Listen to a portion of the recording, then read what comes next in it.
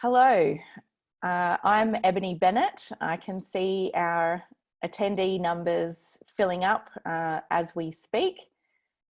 Thank you so much for joining us today. We've kind of been overwhelmed by the response that we've had to this webinar.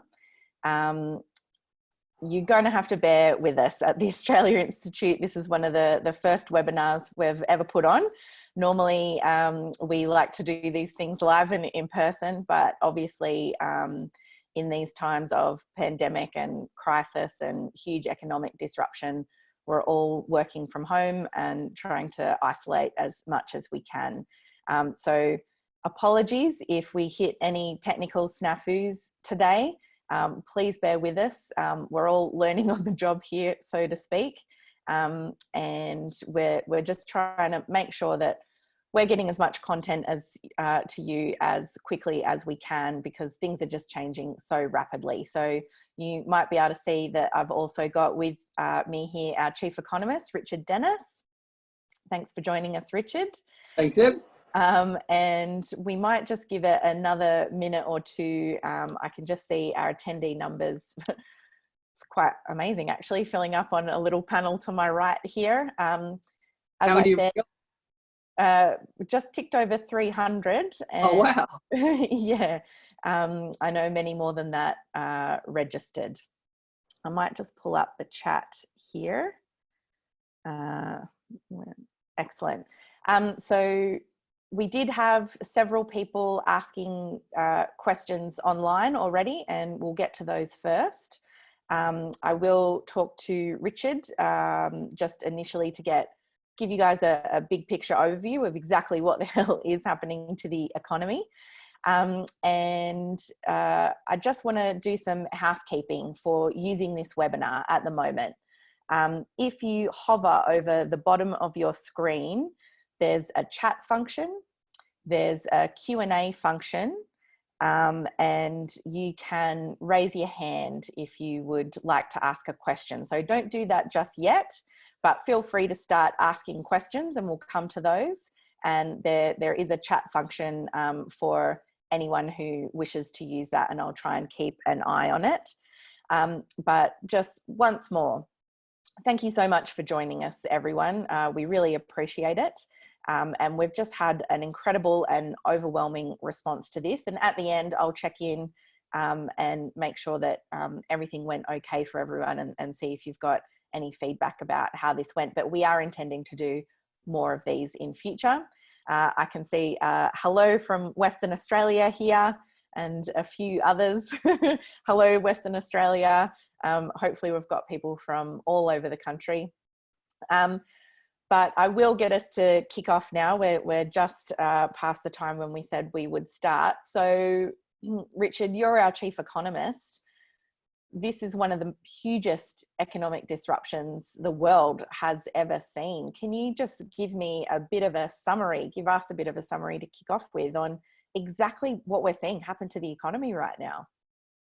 Thanks, Eb, and yeah, thanks everyone for joining in. It's a wonderful experiment to be a part of, and I hope I'm virtually back in your lounge room soon. The word unprecedented has become overused. If a meteor hit Sydney tomorrow, that would be unprecedented. We've never seen anything like what we're experiencing at the moment. We rightly have state and federal governments shutting down huge parts of our economy. It's good that they're doing that. It's right that they're doing that. But usually when the economy is starting to slow down, what the government would do is everything it can to encourage economic activity. So the first thing for people to realise is that this is not like the recession in the GFC. It's not like the 1991 recession. It's not like any recession we've ever seen. It's not a cyclical downturn. The government is crushing huge sections of our economy for health reasons, for very good reasons. But we have to very quickly understand the short-term, medium-term and long-term consequences of this. The tourism industry employs around 650,000 people. Put that into perspective, less than 50,000 work in coal mining.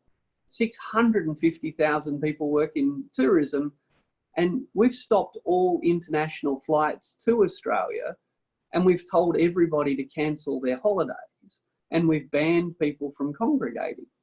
We have crushed, rightly, for health reasons, the entire tourism industry. International student numbers are an enormous part of not just the economy of our universities, but all of the regional economies around those universities, whether it's as tenants or as customers. And we're turning away all of those students. We're not letting any foreign residents into Australia at the moment. And then we've got retail, and then we've got cafes. So no one has seen anything like this. And when anything that looks like this at the beginning has happened, you know, we've used stimulatory policy, monetary policy, fiscal policy, interest rates, and taxing and spending policies. And we're right to use those things now. But this problem is unlike any other problem we've seen. The analogy I'd use is, it's like all those people that said coronavirus is just like the flu. Well, the early symptoms might be similar, but they actually have nothing in common. Well, the early symptoms of a cyclical decline and the early symptoms of this, what we're experiencing now, this crushing of the economy, the early symptoms might look similar, but the two have nothing in common. Unprecedented.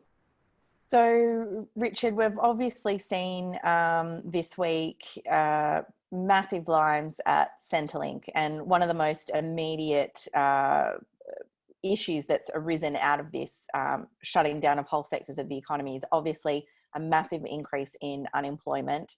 And even where people have managed to keep their jobs, a lot of people who are in casual or insecure work might have seen their shifts dramatically reduce almost overnight.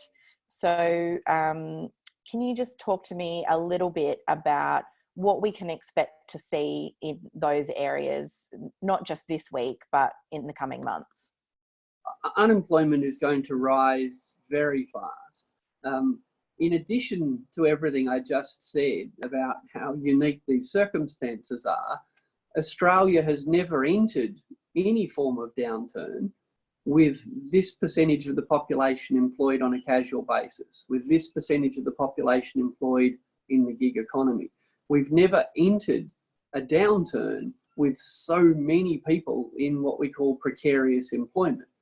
So sadly, it's not a surprise that we're seeing such an instant rush towards Centrelink, because for the first time in our history, we've got so many workers with no permanent contractual obligation between them and their employer. That's the first part of the problem.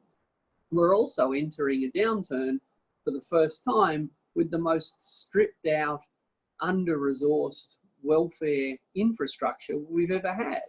And that's partly what we saw yesterday. Sadly, we've been making unemployed people spend hours in Centrelink offices for years. Yeah. The government has continued to cut funding for those services. Sadly, the call centre waiting times have gone through the roof well before this coronavirus, this COVID-19 crisis. So we're coming into this downturn with millions of people in precarious work and with a welfare infrastructure that's as stripped out and hollowed out as it could be. So sadly, 30 years of neoliberalism has made us weak and vulnerable and ill-prepared for any downturn, and we're going to have to rely on that stripped out neoliberal model of the labour market and of our welfare services to get us through a shock the likes of which we've never seen. It's, you know, our lifeboats, sadly, are termite ridden because of years of neglect. And before we get to the government response on that, because I think today we're talking kind of about the big picture of what's happening to the economy, can you just go into a little bit more detail, that point that you've just made about neoliberalism? And you were talking there specifically about insecure work, but in what other ways has that, I guess, weakened our ability to respond to this crisis? Well, look, you know, for decades we've been told the smaller the public sector, the more efficient things will be. The less money we spend on health, the less money we spend on welfare services, the less time and effort we put into helping the unemployed get out of unemployment, the less money we spend on public infrastructure, the less money we spend, the better off we'll be. Now, that was, frankly, it was arguable at the time, but I don't think there's any argument right now. What we've called the welfare safety net is actually the heart of a functioning society and a functioning economy.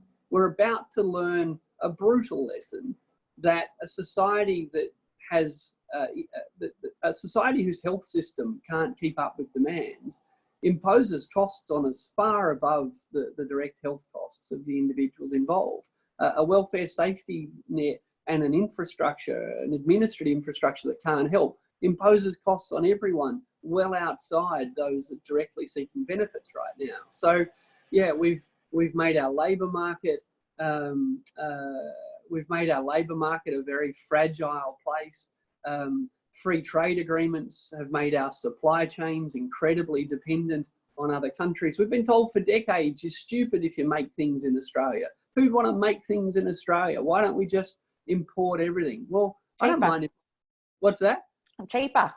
Cheaper. And don't get me wrong, imports aren't evil, but having the capacity to make stuff is important. And other countries are retooling their car industries right now.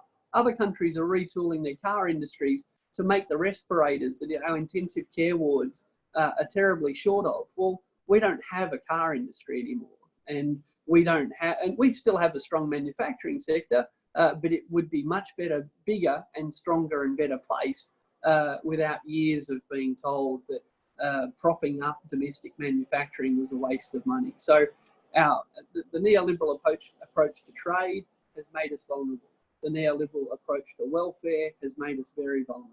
The neoliberal approach to the labour market, well, we saw yesterday, despite billions of dollars being given to employers to hang on to their staff, we saw yesterday what our labour market is really doing to people. So I guess speaking about that, I might turn in just a second to the government's response to this so far. But for people who may have joined us a little bit late, I just want to say welcome and thank you so much for joining us. This is one of the Australia Institute's first large-scale webinars, and we've been overwhelmed by the response. So I just want to thank everyone for coming online with us today. And also to just say, bear with us, because as I mentioned, it is our first one. We're expecting to have a few technical difficulties. Fingers crossed everything is working okay for now, but we really appreciate your patience with us as we all learn this on the job. There's a couple of questions coming up as well, so I just want to reassure people on the line that I can see your questions and the hand raising. I'm just going to talk a little bit more with Richard now, and then we've got some online questions that were pre-submitted, and then I'll come to some people who are on the line with us now. But thank you very much for joining with us, everyone. So Richard, you've outlined why neoliberalism has really put us in a very terrible spot to be responding to this. It's weakened the public sector. But to me, there's also an issue here with a government that's been so wedded to neoliberalism and the idea of small government. Obviously, they've released 2 economic packages, but that's a very big ideological shift that they're going to have to make in the short term. But can you tell me a little bit about, as an economist, your analysis of the government's response so far economically?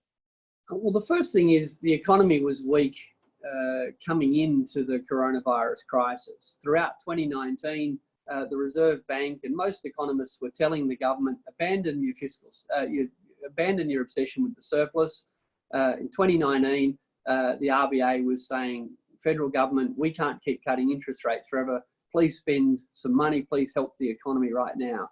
And to be clear, Josh Frydenberg and Scott Morrison ignored that advice. Then fast forward to February, when we figured out, hey, this coronavirus thing's really going to hit and hit hard, our economy was already weak. Well, just as unfortunately, COVID-19 has the biggest impact on individuals whose health is in poor shape, The same is true for the economy. Our economy was not in good shape when this crisis hit, but to the government's credit, at least they responded to that part of the crisis quickly. When we've seen 2 stimulus packages so far.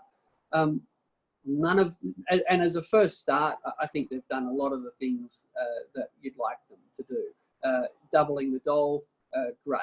$750 checks to low-income earners, great. Cash flow assistance to business probably could have been better targeted, probably could have been tied to some obligation to keep all those people in the Centrelink queues on their jobs. But as a first reaction, pumping some cash into small businesses wasn't a terrible idea, but we are at the very, very, very beginning of this game. This is going to last a long time, and the government needs to, as a matter of urgency, abandon the so-called principles of being targeted and temporary.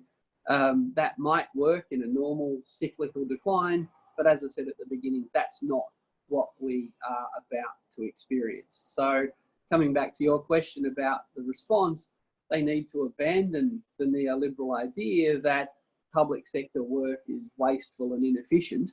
The public sector is basically the only institution in Australia with a balance sheet healthy enough to pump demand into the economy to fill the hole that comes when you shut down the whole tourism industry, when you shut down huge parts of the transport industry, when you shut down huge parts of retail. All of that demand is now gone. And unless it's replaced fast, the unemployment rate will soar past 10% and be far closer to 20%. So the government has to abandon temporary and targeted. It needs to embrace structural change that is sustainable over years. It needs to use the balance sheet of the Commonwealth not just to give some money to people in the short term, but it needs to create demand for hundreds of thousands, possibly millions of workers. And there's lots of tasks that need doing. Yeah, Richard, you were on Radio National Breakfast this morning on Fran Kelly's program with Innes Willocks and Sally McManus, and you were talking there about the kinds of things that an expanded public service or public spending could be supporting over the next period. What are the types of things that you're talking about when you say it needs to be creating demand and it needs to be employing people? Yeah, well, let's start with the short term and the most obvious. The reason there were so many people queuing up at Centrelink yesterday is because in the last 2 weeks, the government failed to employ thousands of extra people, both at face-to-face roles in Centrelink and setting up new call centres. We need to employ thousands of extra people to deal with the millions of extra people who are now going to be on government benefits, and we need to increase those jobs right now. Our health sector is about to be overwhelmed. Our nurses and our doctors are going to work so hard for the next 3 months. We need thousands, tens of thousands of new positions created today, not the high-skilled positions that only come with years of training, but to take every task we can off the people with the most skills and support them as much as we can. Someone rang me this morning and said, why don't we employ an extra assistant receptionist for every GP in the country just to help in all the calls? This is the government needing to step in, not just to spend money, but to spend money creating demand for the services that we're going to need. And that's just at the very beginning of this. Over the next month, and in fact, over the next couple of years, it takes a long time to come out of a normal recession. Now is the time for local governments, state governments, and the federal government to bring forward all of the projects that they were thinking about doing in coming years. They've got to bring that forward, and they've got to start employing people to do that right now. And it starts with the simple stuff. If the schools are closed, now's the perfect time to give them new carpet. Now's the perfect time to paint them. We need to put solar panels on their roofs because the household sector is going to stop spending money on carpet and paint and painters and solar panel installers. So we're going to have an unemployed workforce, and we've got tasks that are important to do. the best time to do them is right now. And that's just in the physical sort of maintenance space. We need to fix every stinking public toilet in Australia. They're a disgrace because we haven't spent any money on them under neoliberalism. We need to fix up our train stations. There's all sorts of things. We have to be careful not to fall for traps like, let's build a giant bridge, literally or metaphorically. That'll take too long. We need the government getting money out the door in the next 3 to 12 months. But ideally, that money going out the door is being spent on human services we need now and physical tasks that we're going to need for years to come. And unless the government can abandon the idea that public sector spending is wasteful, what we're actually going to do is have millions of people sitting around doing nothing for a year or two.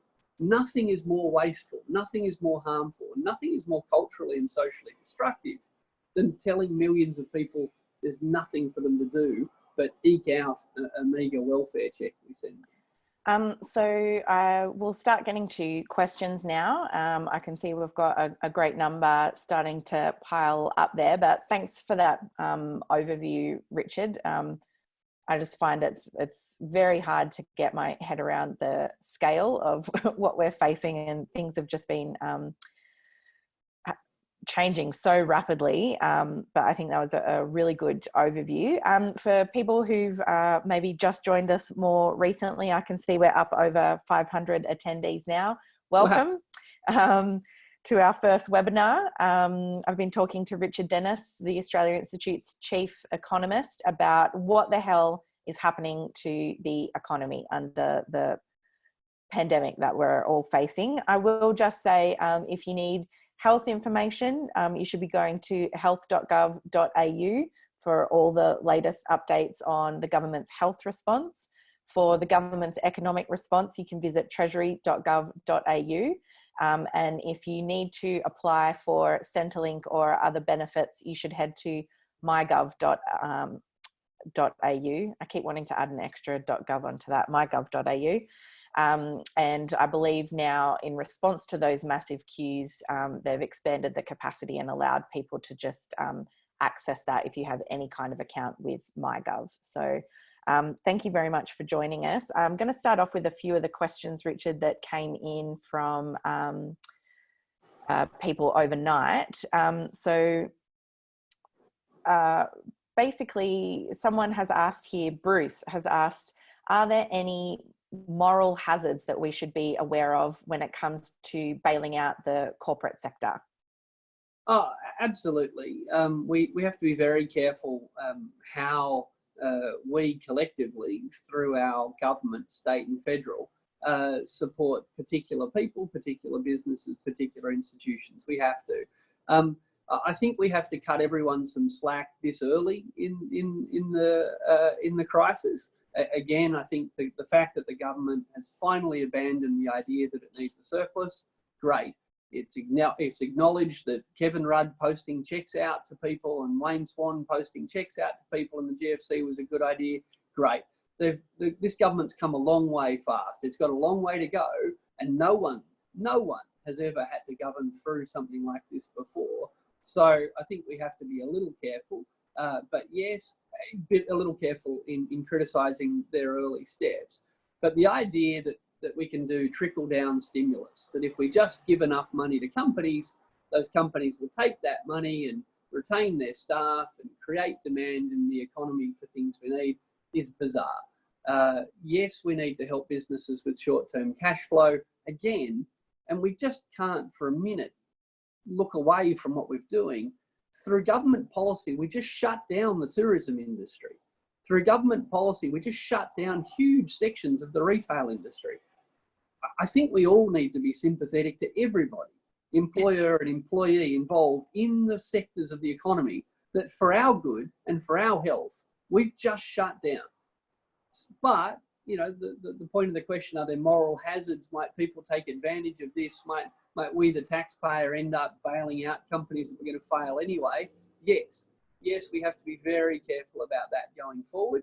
And, you know, I'd have designed some of these early steps a bit differently. But again, let's not underestimate what we collectively through our government have just done to people that bought a restaurant 6 months ago. You know, let's all put ourselves in that person's shoes, as well as the shoes of the people, all of the people that work in those restaurants. We all need to think quite differently about what the appropriate response is to the kind of government policy we've never seen before. And imagine if 12 months ago someone suggested that the government was just going to wake up one morning and shut down, 5% of businesses in Australia. It was incomprehensible then. It's still hard to comprehend now. Peter sent through a question asking, how long can this go on for if it's going to take 18 months to develop a vaccine, and can we hold out that long? Look, as Ebony said, please ask health professionals health questions. As an economist, I can speculate on the potential economic effects. But look, if it takes 18 months to get a vaccine, a big question will be, can people get it twice? It doesn't look like people can get it twice, but it's not impossible that they could.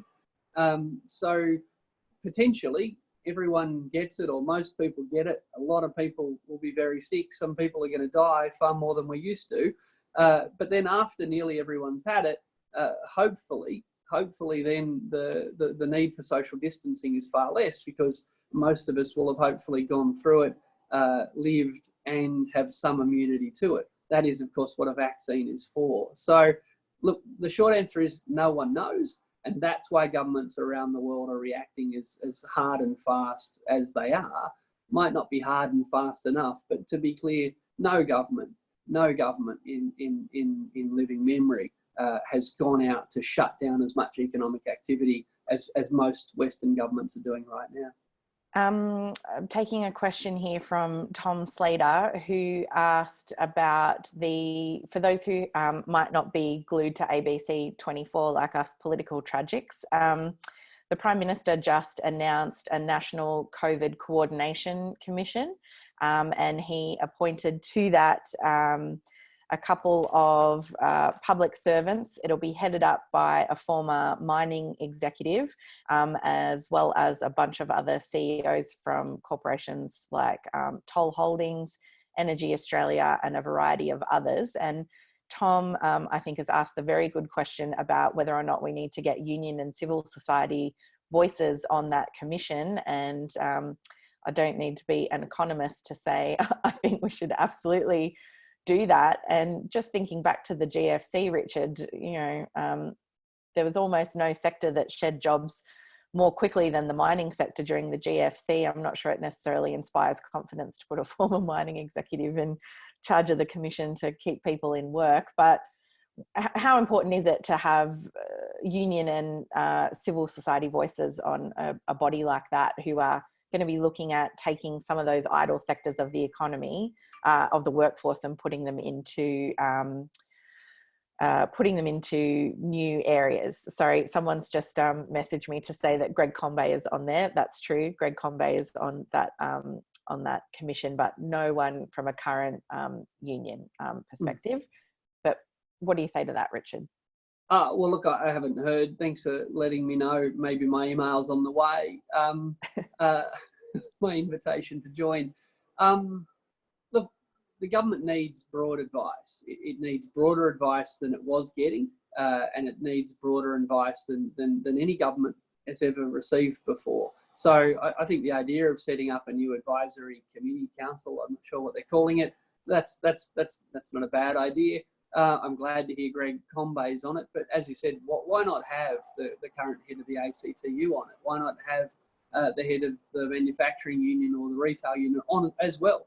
I'm glad Greg Combay's on there. He's straddled unions, politics, and now finance. There's a lot of information, a lot of networks in his head. But why wouldn't you have the retail sector and the manufacturing sector on there? We've seen, unfortunately, that the National Cabinet didn't quite work the way the Prime Minister hoped. I don't know if he's just moving on to setting up something new, or he's going to keep investing his efforts in both. But again, we need broad advice. And what history tells us and what international experience tells us is that the best performing economies in the world, the richest economies in the world, have a far more cohesive approach to these sorts of things. The Nordic countries, the Scandinavian countries have a much more formalised and tighter coordination between employer groups, unions and government, the kind of tripartite, as they're called, arrangements we used to have in Australia. And even a country like Germany, run by a conservative like Angela Merkel. Australians think she's a lefty because she believes in climate change, but she actually runs a centre-right government. The unions have quite a loud voice on company boards and in industry groups and again in tripartite liaison. So we know from experience, Australia's experience during that kind of golden era of reform that everyone loves to talk about, the unions and government and business sat together a lot more then than they did now. And we know from international experience that the best performing countries rely much more heavily on that. So, to be honest, I'm glad the Prime Minister is opening himself up to broad advice. Doesn't sound like it's broad enough. And yeah, who's getting hit hardest here? The tourism sector, the retail sector. What do we need to do fast? We need to massively ramp up the health sector and the community services sector, and we need to pump a lot of activity into the economy. I don't know who the former mining executive is. I'm sure they're smart and hardworking, but are they uniquely placed to provide advice on this? Well, I hope they're good. It's Neville Power, who was a former Fortescue Metals exec. Nev, I think the Prime Minister called him.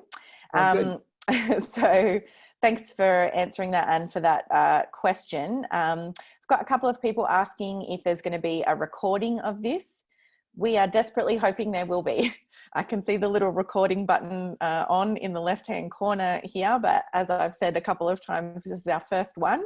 So I can only hope that at the end there will be a recording available for us, and that is our intention. But I'm not quite sure if we can make it all work. I'm going to keep taking some questions, and then because we're just taking this thing for a big old test drive at the moment, I might try actually asking some of you who've got your hand up there to ask Richard a question directly. So please bear with us as we learn on the job here.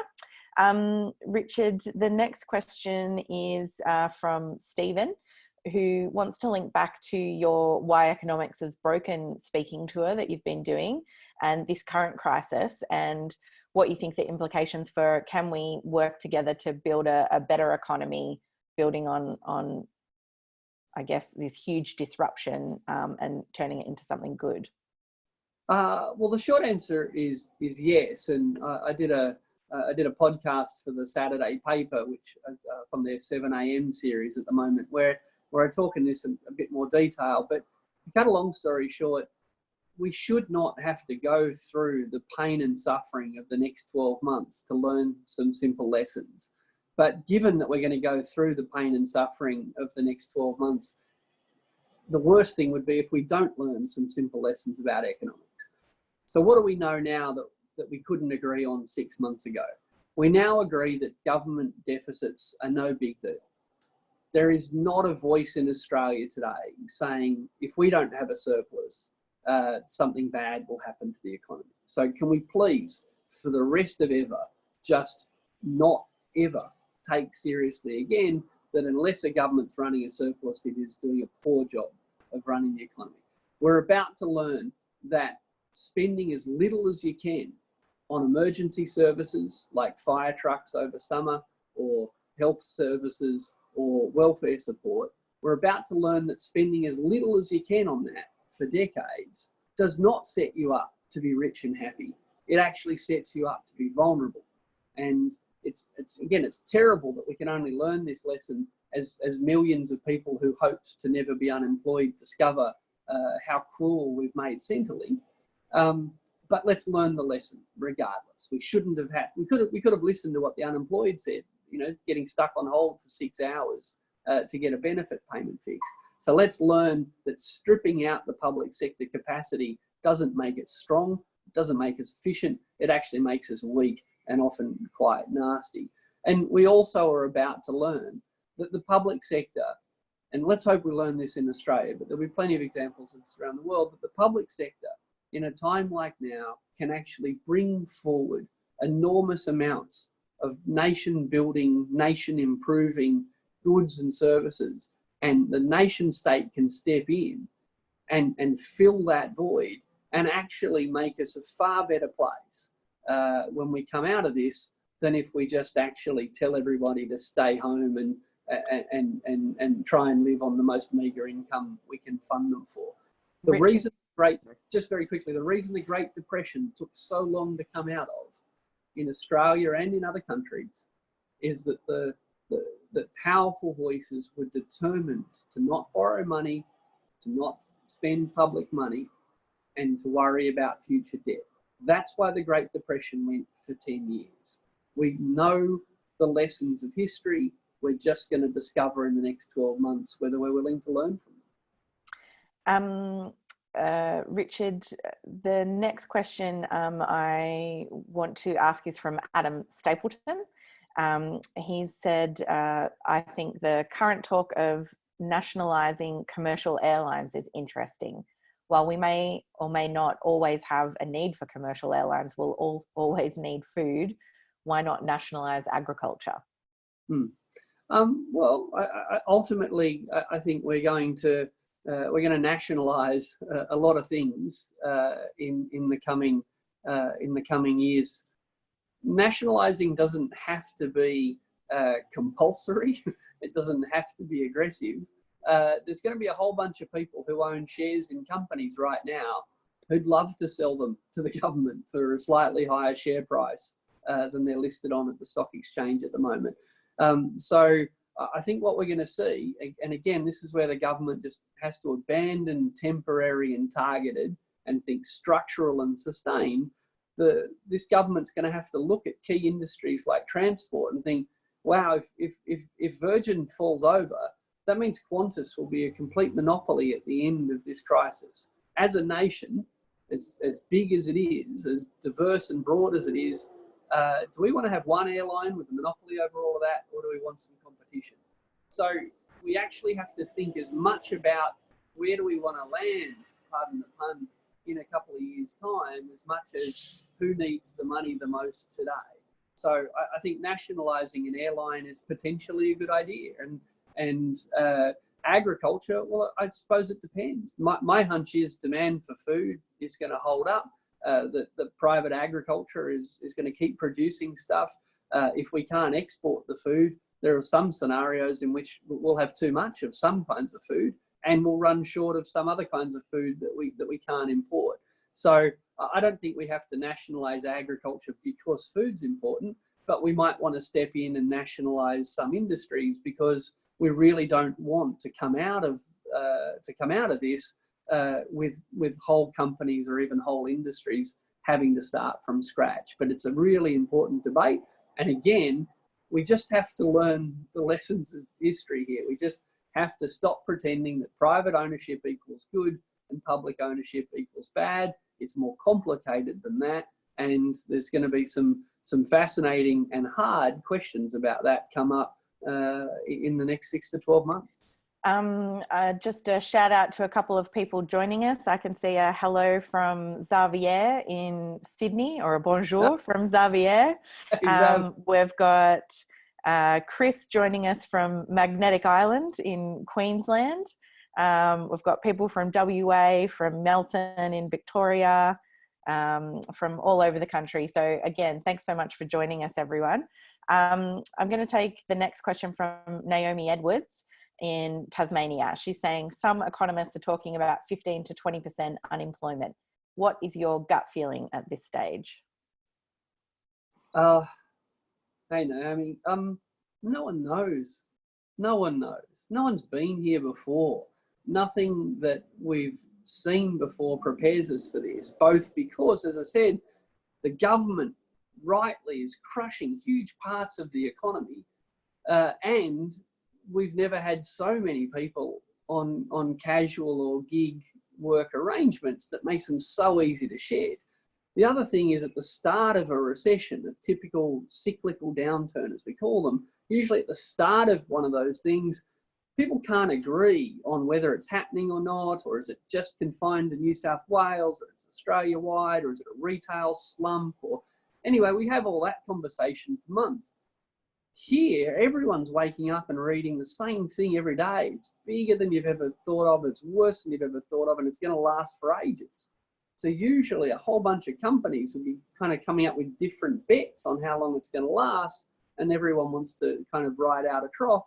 But when we tell everyone it's going to be long, well, they cut their losses at the beginning of the game. So I fear unemployment's going to rise a lot faster than people think. I fear it's going to rise a lot more than people think. I think, you know, I saw people talking about 11% today. Boy, I hope it's only 11%. I think 15% in the next couple of months is not at all unlikely. And whether it keeps getting worse than that, or whether it doesn't get as bad as that, is up to us. We have agency. We have policy levers that we're yet to pull. So we can't just say, will COVID-19 cause 15% unemployment or 20% unemployment? That's up to us, right? It's going to cause a lot of unemployment. That's going to happen, and we're seeing that terrible toll out there today. But how bad does it get? Well, that's up to us. So I can't make a prediction, Naomi, about is it 15 or 20. But boy, if we do it bad, then yeah, 20's entirely possible. But, you know, I'd like to think that we can jettison ideology and just get out there and do the things that we know will help. And if we do a lot of them and we do them fast enough, then it doesn't have to get that bad. But it could, and that wouldn't be COVID-19's fault. Richard, I'm going to ask you a question about universal basic income, but we're going to start, we're going to have a go at getting people to ask Richard a question directly. So you can do it, Eb. Yeah, Alison Kakakios, if you can get prepared, I can see you've raised your hand there. I'm going to come to you and we're going to give this a whirl. So I'll come to you just after Richard answers this question about, is now time for a universal basic income? Oh, sorry. Yeah, go to you first, Richard. Okay, so a universal basic income is the idea that a country as rich as Australia could pay everyone, and we can define everyone as every citizen or every resident, and every citizen or resident over 16 or 18, got to pick a number, but everyone, however you want to define everyone, would get the same amount of income posted to them every fortnight, a minimum income. And above that, you can go out and earn money or do whatever you want. But rather than post welfare checks, different size welfare checks to different people based on different circumstances, a universal basic income says everyone can get the money. So Gina Reinhardt would get the money and a homeless person would get the money. Now, a universal basic income is a radically different approach to welfare in Australia than we have today. Could we do it? Yes. Is it the first thing that we should do in the middle of this crisis? I fear, look, if I was an economist and I was an autocrat and I could step out and do it, yeah, I'd be pretty keen to do something like that. But I think is now the time to have the fight about whether Gina Reinhardt deserves a check from us or not. I think the timing is wrong. But there's some big lessons from the universal basic income that we can deploy in the next 6 or 12 months. We've doubled unemployment benefits, great. Unemployment benefits, the age pension, sickness benefits, they should have always been about the same. You know, we want people who are on the age pension and people who are unemployed to be able to live with dignity. So I think we should reform our welfare system in line with the principle of a universal basic income. But I don't think Australia is quite ready for posting a check to Gina Reinhardt in the next 6 months. All right, here we go. Alison, I can see you there. Do you have a question for Richard? Yes, thank you very much. This is an absolutely wonderful way to actually talk directly with a terrific economist like Richard. My question is, how much of the stimulus packages that have actually been already put forward is actually being spent on employees and workers? I think that we don't have any real information about that. Most of it clearly is being spent on the businesses, but how much is actually being spent on the workers? Look, good question. I don't know the exact answer, but let me give you some broad numbers. The government's spent around $50 billion on stimulus so far. If you saw the number $189 billion, it's meaningless. I don't know why the government would do this, but what they were doing with the $189 billion number was combining what the Reserve Bank was doing, which was basically transactions between the Reserve Bank and the private banks, and what the government's doing, which is fiscal stimulus, it's taxing and spending. Anyway, typically in Australia in 2020, we had to say ours is bigger and better than New Zealand, so we combine them to get this big number. It's meaningless. We shouldn't use it. And anyone talking about $189 billion surplus should just be quiet. You're not helping. The actual stimulus package we've got, yes, the early stages of this, a lot of it has flown to businesses, small businesses in particular. The idea being if they've got some cash, hopefully they'll hang on to their staff, hopefully they'll invest. I'm not that hopeful on those things. The only reason firms invest is to prepare for times ahead that they think will be bigger and better. Not a lot of people feeling like that at the moment. And the way we've packaged up the grants to small business, which probably around 2/3 of the fiscal stimulus so far, there's no obligation on them to hang on to their staff to get the money. I think what the UK doing with effectively a wage subsidy is a far more effective way to keep companies retaining their staff and ensure the money flows to staff. But yeah, I'd say at the moment, really not much of that money has gone directly to employees, because most of it's gone to employers and most of it's gone to people who've already lost their jobs. You know, there's the assistance that's being given with the apprentice subsidies, for example, in the first tranche, but that was only a couple of $2 billion. So yeah, the vast majority at the moment is either going to welfare recipients or business groups. I think we need to take a close look at what, again, a Conservative in the UK, Boris Johnson, is doing. I think it'd be more effective. Thanks for that great question, Alison. I'm going next to Steb Fisher. Are you there, Steb? Yes, I am. Hi. Hey. Hi. I don't know whether it doesn't do video like this. Yes, I'm concerned that the way we were managing the economy up until now was in effect wrecking our planet, and therefore we would have hit some sort of collapse anyway. And what I'm interested in is, if we think about the economy as not coming back the way it is, it won't have the same identity or the same function.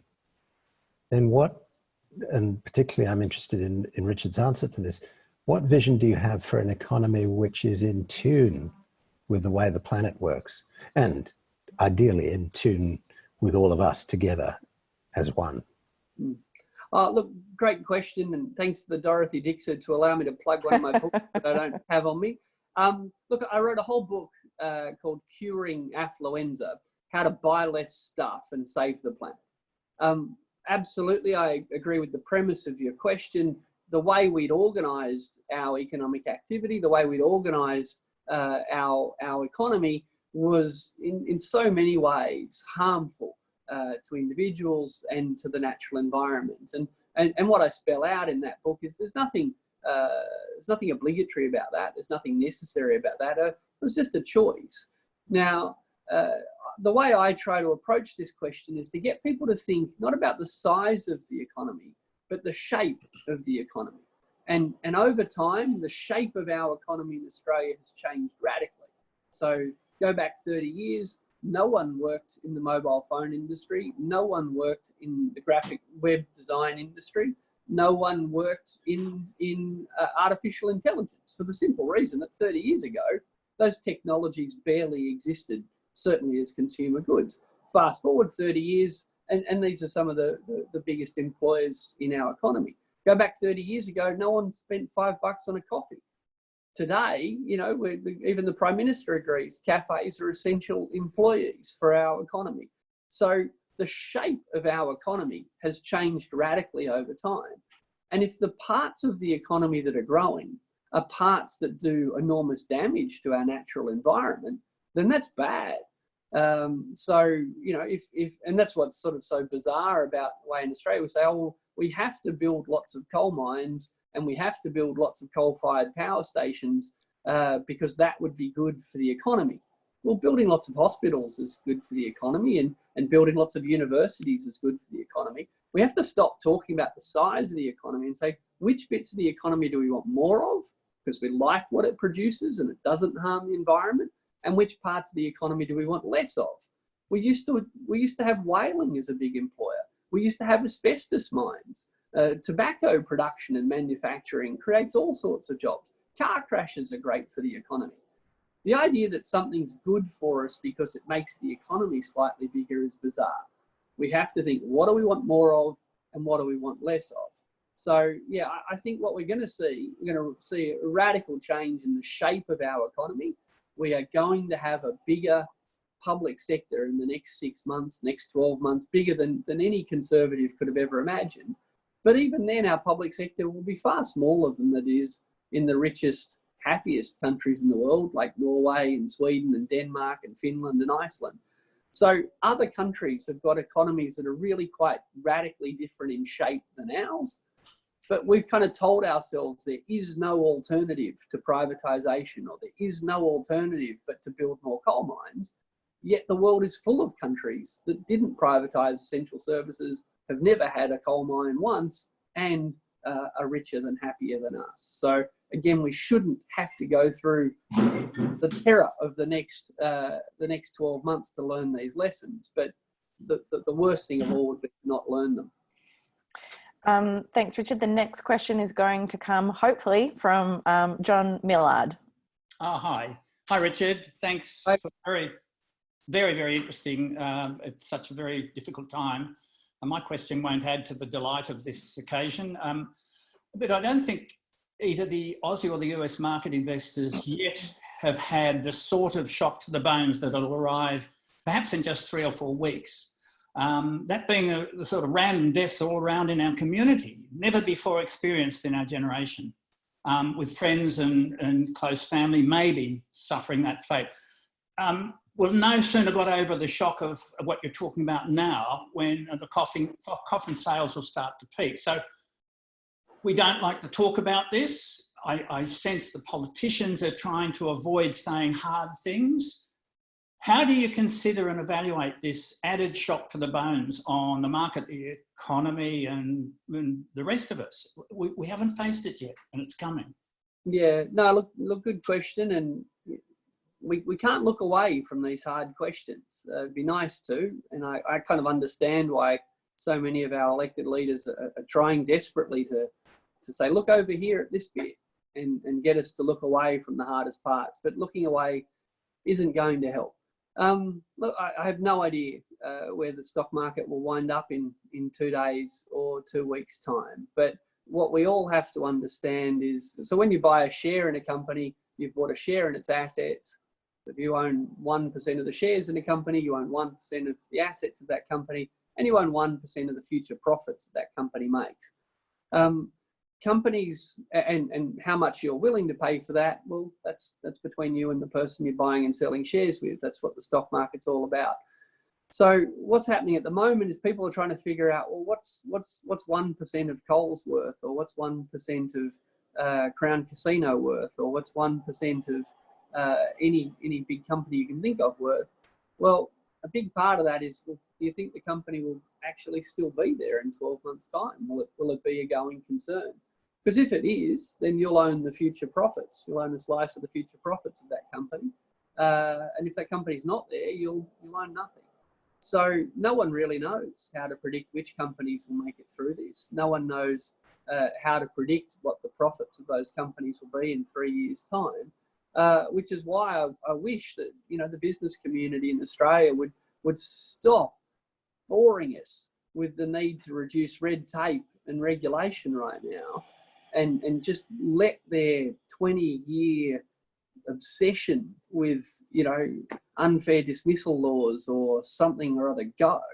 And for the first time in modern history, what we need big business in Australia to do is realise that they need, the representatives, the owners of those companies need the government to do a really good job of keeping the whole economy going for the next 6 or 12 months, because otherwise their companies might literally be worthless. So yeah, there's a lot of wisdom coming out of business leaders about what their business needs right now. That's good. We need to hear that. But we also need business leaders to admit publicly the inevitable, that the business community, that is people who own shares in companies and represent those people, what they need more than anyone is for the government to run the biggest, most effective stimulus package in history, or otherwise they won't have any customers and they won't have any business, and their shares will literally be worthless. Richard, I'm going to go with 2 last questions here, and I'll ask them both to you, and if you could give a brief response, because we're going to have to wrap up shortly. But Sally Wilson asks, what are the ways that we can step up and address the climate crisis while these economy-wide changes to address COVID-19 are happening? And Chris Chappell asks, will this spell the the end of neoliberalism? Okay, first one first. So look, basically I hope people are signed up to the Australia Institute's various email lists and Facebook and Twitter and those things, because we'll be putting out a lot of research in the coming months to help answer specific questions like this. In terms of the climate crisis, it hasn't gone away. And indeed, it taught us a valuable lesson over summer. We learned that underinvestment in firefighting was a terrible idea, and we learned that the best way to prevent climate damage, the best way to deal with it is to prevent it, not try and deal with it when it's happening. So what should we do? Well, I said before, we need to carpet and paint every school and community building around. We need to put solar panels on all those roofs as quick as we can. Because one thing we know for certain, in 12 months' time, every solar panel we install today will give us cheaper electricity for the next 20 years. No one's going to come out of this crisis wishing we had less solar panels on government and community roofs. It's such a no-brainer. But tackling climate change is bigger, obviously, than just solar panels. The Clean Energy Finance Corporation and ARENA, government agencies designed to stimulate investment in renewable energy. By definition, they have a list of shovel-ready projects ready to go, for which there's not enough money at the moment. Well, the government's about to spend, I would say, another $100 billion before you know it. Ebony's laughing. That's minimum, Eb. And a fraction of that will build us all the renewables that we could physically build in the next 6 or 12 months. So bringing those projects forward, what will the end result be? Lower emissions, lower electricity prices, and more competitive and productive manufacturing industries for the next 20 years. Is this the end of neoliberalism? Well, another book plug. I wrote a whole book called Dead Right, The End of Neoliberalism. And look, most of neoliberalism is it's on, how should we put it? It's on life support. But certainly the alleged free marketeers and the coalition, they love to subsidise coal mines. They love to regulate unions. Most of the neoliberalism has actually been abandoned, except for rhetorical purposes. But yeah, we are seeing the complete destruction of the idea that surpluses are good and deficits are bad. We're seeing the complete destruction of the idea that the government is some form of waste and only the private sector can do important things. Where are people queuing at the moment? They're queuing out the front of Centrelink offices because the government's providing that essential service. And I hate to say it, there's going to be queues in our hospitals in the not too distant future because government provides our essential services. There's never been anything inherently wasteful about government services. They're actually wonderful and cheap, and around the world there's plenty of evidence it's best done through the public sector. But neoliberalism told us they were too expensive, too inefficient and unnecessary. I think I wrote this recently. I think one of the first Australian victims of this crisis is neoliberalism. Let's hope so. Well, thank you very much, everyone who has joined us today. Thank you for your questions. And you know, we're so glad that you could join us here, and hopefully this has all gone as seamlessly for you at your end as it has for us.